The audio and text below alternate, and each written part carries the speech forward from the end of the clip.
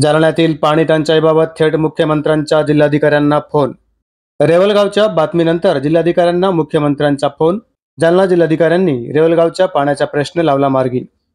जालना जिल्ह्यातल्या रेवलगाव येथे पाण्याची योजना सुरू होती, मात्र काही दिवसांपूर्वी वादळी वाऱ्यामुळे येथील व्यवस्था कोलमडली होती। विद्युत पुरवठा खंडित झाल्यामुळे पाणी पुरवठा योजना कोलमडली होती। 5 ते 6 दिवस पाणी पुरवठा बंद पडल्यामुळे रेवलगाव येथे पाण्याची भीषण टंचाई निर्माण झाली होती। याची बातमी दाखवल्यानंतर मुख्यमंत्र्यांनी थेट जालन्याचे जिल्हाधिकारी श्रीकृष्ण पांचाळ यांना फोन करत उपाययोजना करण्याच्या सूचना दिल्या।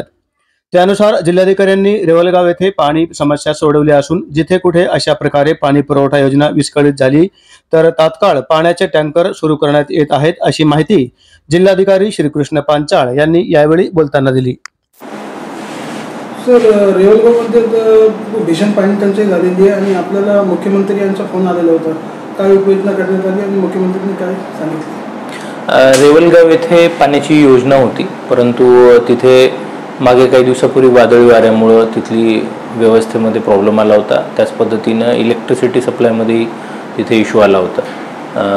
तर ती न्यूज पाहिल्यानंतर माननीय मुख्यमंत्री महोदयांचा फोन होता आणि त्या पद्धतीनं आम्ही त्याची दक्षता घेतली होती आणि तिथे पूर्ववत सर्व पाणी पुरवठा सुरू करण्यात आला आहे। त्याच पद्धतीनं वीज पुरवठा आहे तो सुद्धा सुरळीत करण्यात आला आहे। 5 ते 6 दिवस साधारणतः पाणी पुरवठा खंडित झाला होता आणि त्या अनुषंगाने अशा उपाययोजना करण्यात येत आहेत की कुठे पाणी पुरवठा योजनेमध्ये जर काही अडचण आली तर तिथे तात्पुरत्या स्वरूपामध्ये टँकर व्यवस्था देण्यात येईल आणि ताबडतोब तिथे जी पूर्ववत व्यवस्था आहे तर ती चांगली करण्यात येईल।